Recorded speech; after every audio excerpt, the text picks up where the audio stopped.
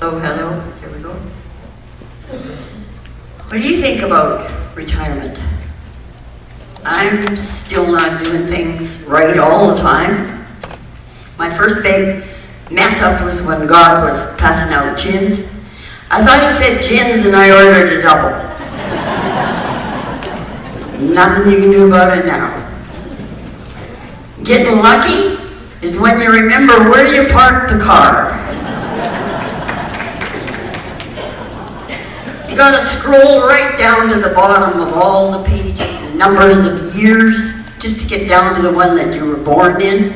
It takes a long time, sometimes. You push your life alert button just to see how many handsome firefighters you can get to come and answer. It gets lonely. It's okay. Everything hurts. And what doesn't hurt doesn't work anymore. You sink your teeth into a great big steak and they stay there.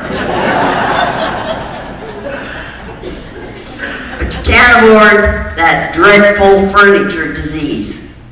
That's when your chest falls into your drawers. You're wrinkled, lumpy. That's just your left leg. I've expanded my skills to the point of now where I can do it and forget what I was doing. It's okay. You heard that God didn't create anything that wasn't some purpose on this earth. Mosquitoes come damn close. We could rename the 7 dwarfs just to suit our generation. There could be acidy, bloaty, crabby, saggy, leaky, gassy, and farty. Then the flu season comes along. Don't you love going there and getting swabbed on the arm and they jab that needle in there? But they keep telling us that there's lots you can do to avoid it. Eat lots of fruit and vegetables. So I put celery in my Bloody Marys and lime in the vodka. Gotta get plenty of exercise, that's good for the immune system. So I walk to the pub every day. So I'm immune to exercise. I think tossing and turning in bed at night should be added to the exercise program. You're getting pretty quick. Getting pretty quick. Getting lots of fresh air. Get rid of stress. Get lots of rest. So, get some fresh air. So I go out to the patio to drink. Get plenty of exercise. Again, you walk and you walk and you walk. And then you tell jokes and laugh and then pass out. It's the best rest you can get. You know you're in trouble when your old legs are tired and you're sitting on a park bench and it's time to go home. You struggle to try and get up, and this little girl's coming along and she's watching you. She comes over and she says, "Can I help you up?" I said, "Are you sure, my dear, that you're strong enough?" "Oh, yeah," she says, "I help my mother all the time and she's way drunker than you are."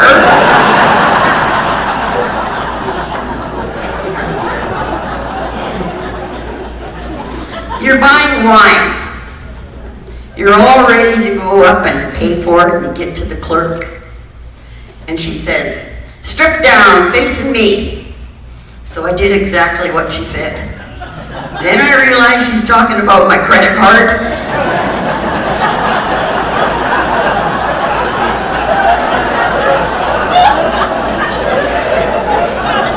They've asked me to go and shop somewhere else. I knew I I was having a memory problem, so I thought maybe it was about time I went for a test. A test. And they had to ask me the same question 3 times. What's 5 times 5? Whew. Thinking. Come on, he says, just think about it for a minute. What's 5 times 5? Ha! 191. Oh, he says, as he shuffles his feet around and rolls his eyes, now I'm nervous. 5 times 5, come on. Wednesday, it's Wednesday. I'm so happy. And then the next question comes. Now, how did you figure that out? Oh my God. Now he's no more rolling the eyes and waiting. Come on, he says. 5 times 5. I got it. You just take 191 and subtract it from Wednesday.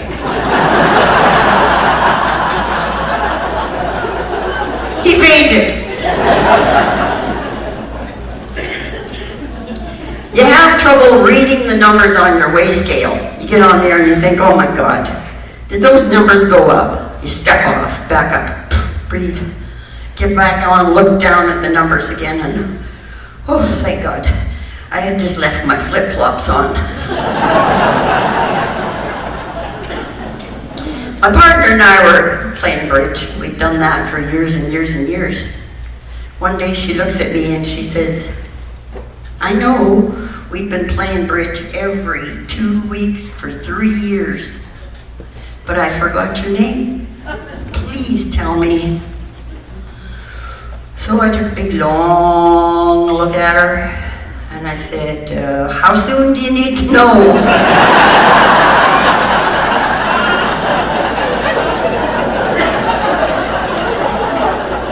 This is a true story, absolutely true story. We had just retired, moved from Alberta to BC in the end of October, and so my husband's all happy to join the seniors curling. We got to know a lot of people right off the bat. Golf season was just about over. And so we're invited to their Christmas party, first week in December at the curling club. Going to meet a whole bunch more people there, my brother said. Yeah, come on out. So we went, and something like this, you got the round tables with 10 at a table, and we're all having a good time, and the last couple arrived, and thought, oh, he doesn't look too happy. Don't know if he's going to be any fun at all sitting at our table. So they started the Chinese gift exchange. I think everybody probably knows what that is. You got to wait till your name's called to go pick out a gift, and everybody's got to wait till you open it, and if somebody wants that, instead of taking the chance under the tree, they can go get it. They can only do that twice. So anyway, this happy-go-lucky guy, we thought, his name was called, and he went and he picked a gift out from under the tree. He come back, and everybody's waiting for him to open it. And he opened it, and there was 2 empty egg cartons in there. Oh, that really pleased him. He was absolutely delighted. We thought, oh, here we go. So my brother thought, well, maybe if we engage him in a conversation, he'd be a little friendlier and find out that we're really not dull. We can be a little bit funny at times. So he says to this man, my brother, he says, so, are you from Creston? Yep. He says, yeah. He says, are you retired or still working? Oh, he says, I'm still working. He said, I got a great big ostrich farm just on the outskirts of town. It's really funny because my husband and I walked and we saw that ostrich farm. It wasn't very far from where we were living. Oh, my brother says, ostrich farm. How tall a stool would that take? He says, to breed ostriches.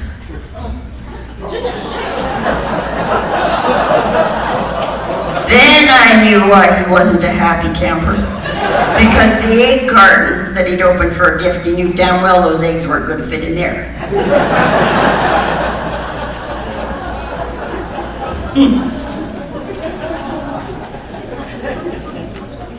It's okay. Margaret and Rudy and I were all together one day, and Margaret says everybody should be so lucky as to have a son like my son, Sammy. She said he buys her flowers every day, takes her out for lunch. And she said if there was anything in this world that I loved, and I even hinted that I would like to have that, it would be on my patio the very next morning. So Gertie pipes up. My son Henry, he takes good care of me too, she said. I wake up every morning, breakfast is ready, you can smell the bacon and the eggs, the coffee's going. He's back at lunch, makes me lunch, and then takes me over to his house every night for supper. Yep, treats me like a queen. So not to be outdone, I say, well, you should both meet my son. My son Bob, he pays this really good-looking woman $200 an hour twice a week just to lay on her couch and listen to him talk all about me. That's how special I am.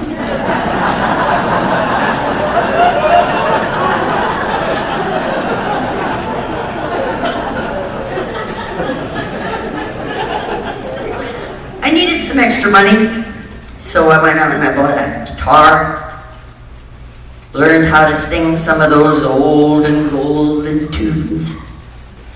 So I was invited to come and entertain in a senior's home, and I thought, oh, perfect songs, perfect everything.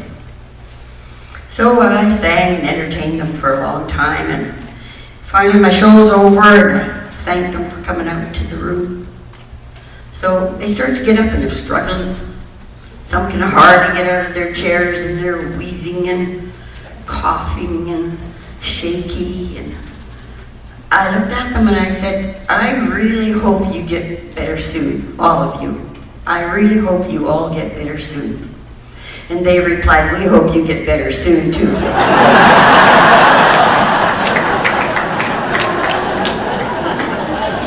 So just remember, you are part of society. You don't have to be tied to a cell phone. All you need to do is put your garage door opener on your belt, and you got her made. So hang in there. I'm still hanging in there.